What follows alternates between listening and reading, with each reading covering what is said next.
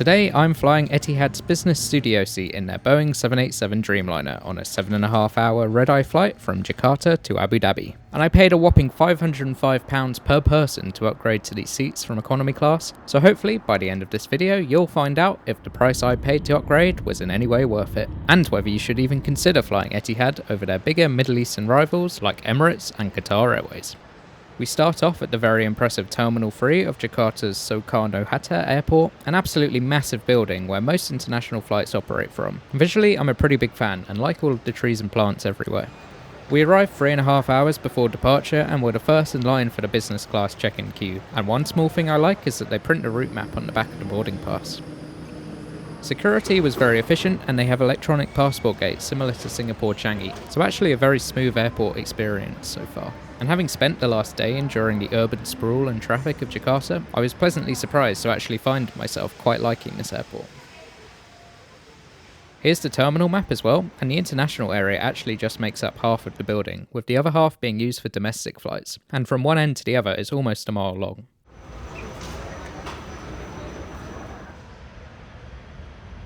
The departure time for this flight was just after midnight, so it was already pretty late at this point, and we still had a few more hours to kill, so headed to the Plaza Premium Lounge, which Etihad passengers get access to. This was actually a really nice lounge and almost completely empty. They actually had a server who would come to your seat and take your orders, and they even had a sit-down a la carte restaurant, which I've never seen in a Plaza Premium Lounge before. They even had a bloody chocolate fountain, another thing I've never seen in a lounge.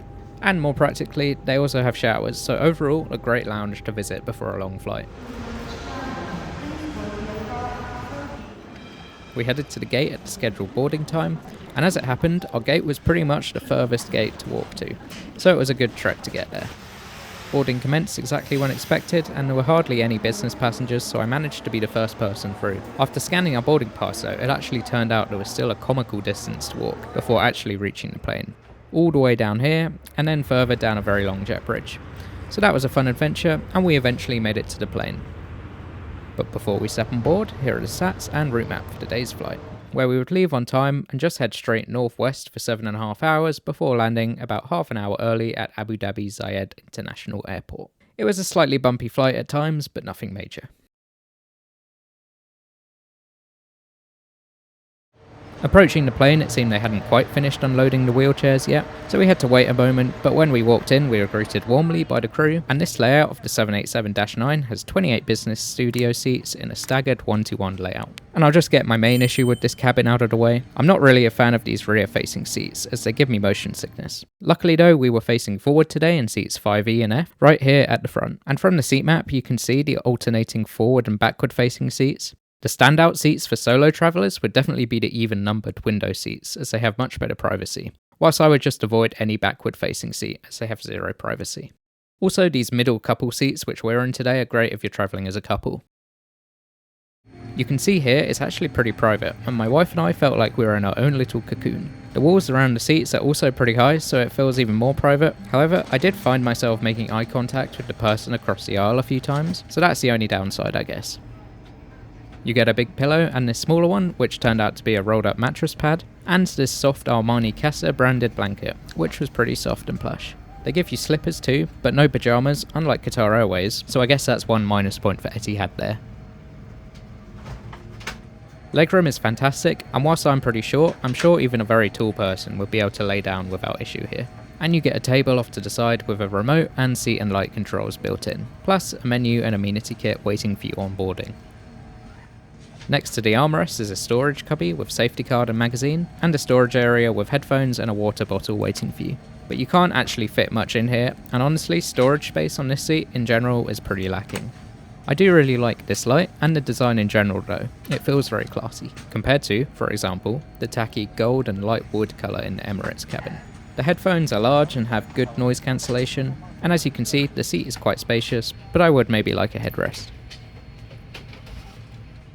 A very chunky table folds out of the sidewall, and it's okay. It slides back and forth a good way, so easy to exit the seat whilst you're eating, and it's very sturdy, so it doesn't wiggle about like some less solid tables out there.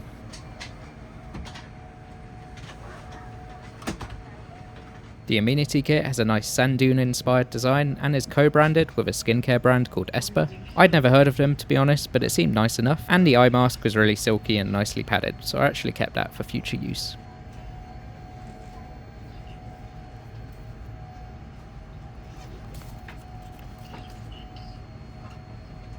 Now if you don't know the person sitting next to you, rest assured the privacy divider is also very good, and once fully raised gives you full privacy.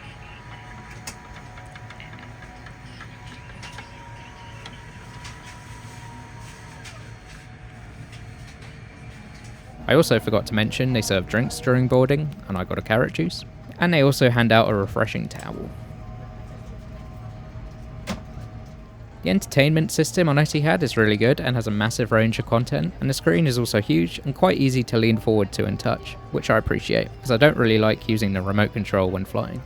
The moving map is just fine, and whilst on the Airbus A380 and A350 you'll get an external camera, on the 787 they don't have that, so my message to Boeing is to get your act together and install cameras on all your planes.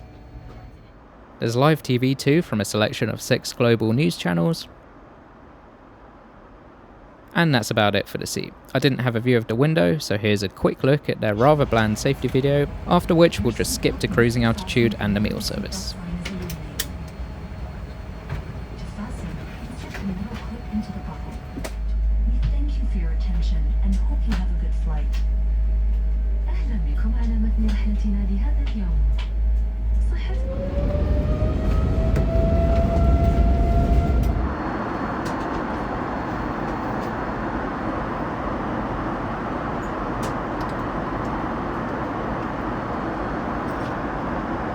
Before we start the meal service, here's the menu for today's flight. Etihad are very flexible with dining and have an anytime dining service, so you can basically eat at any point in the flight. The crew will just ask when you want to eat when they take your order. That being said, we just went with the standard meal times they suggested, so a small snack after takeoff and full breakfast before landing. But the crew were very accommodating and said they would be happy to give us any menu item at any time we wanted. Also, I'm happy to note they use proper coffee machines on board, so you can get a wide range of freshly brewed coffee. Right after takeoff, I started things off with this delicious drink called the Butterfly Effect, a butterfly pea, lemon and mint flavoured mocktail, plus nuts on the side. Then, since we were leaving Jakarta, I felt I had to get the chicken satay with rice cake and cucumber, and this tasted pretty good and was quite a nice light meal before going to sleep, with a rich satay sauce for dunking. And I was having a blast eating it whilst watching Mrs. Doubtfire too. But I will say, they slightly overdid it with the amount of raw onion on the cucumber skewers, which gave me bad onion breath for the rest of the flight. So 7 out of 10 I guess.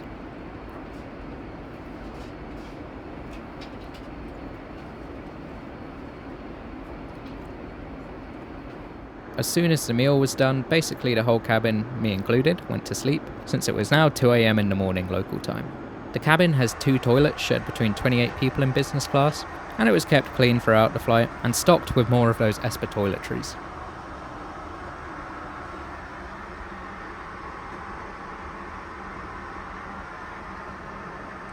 The best feature though was definitely the foot pedal operated bin, which I think is great and should be fitted on every plane in my opinion.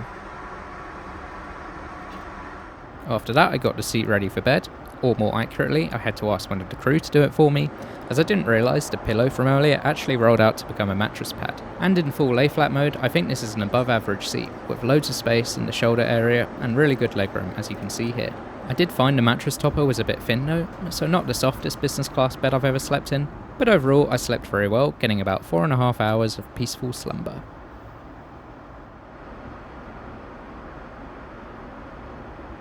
Now, time for a quick side note. As someone who travels a lot, I often find myself confronted with outrageous roaming charges by my network provider. So to get past that, I always use an eSIM whenever I travel.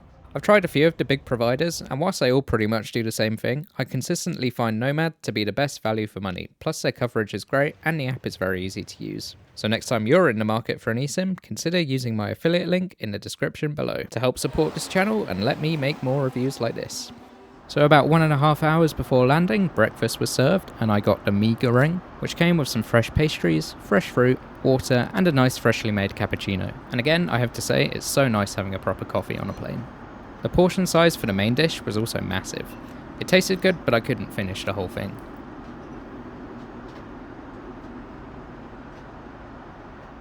My wife, meanwhile, got the Hainan chicken rice, which she said was good, but it had a meagre amount of chicken compared to the giant plate full of rice. So she asked the crew to give her another chicken satay, which they were able to do very quickly for her.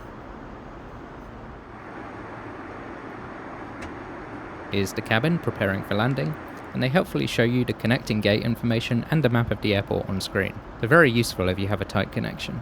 They also play a 2-minute video showing off the new terminal and how great it is for connections.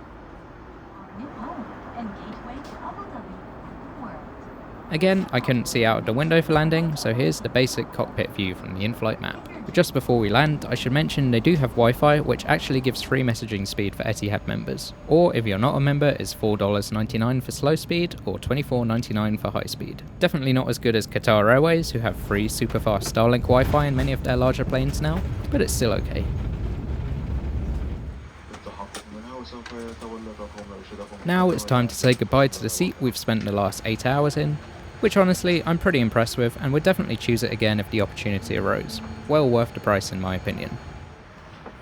Lastly, I should note that this flight was actually great value, costing just £550 for a multi-city economy booking from London to Singapore and back from Jakarta to London. And then we paid £505 each to upgrade, as I wanted to be certain that we got the upgrade, but it was a bidding system, and given how empty the cabin was, I'm relatively confident we still would have been upgraded if we went for the minimum bid price of £410 per person. And very, very lastly, Abu Dhabi's new terminal building is really nice, with some of the best gate seating areas I've seen at any airport, which really helps make the transfer experience here more appealing.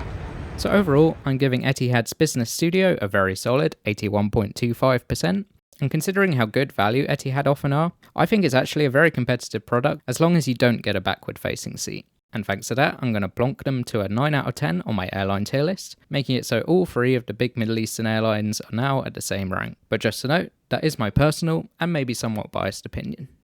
Now if you want something else to watch, then feel free to check out my review of Etihad's Airbus A380 Economy class, which I recently took on an 18-hour trip from London to Singapore via Abu Dhabi.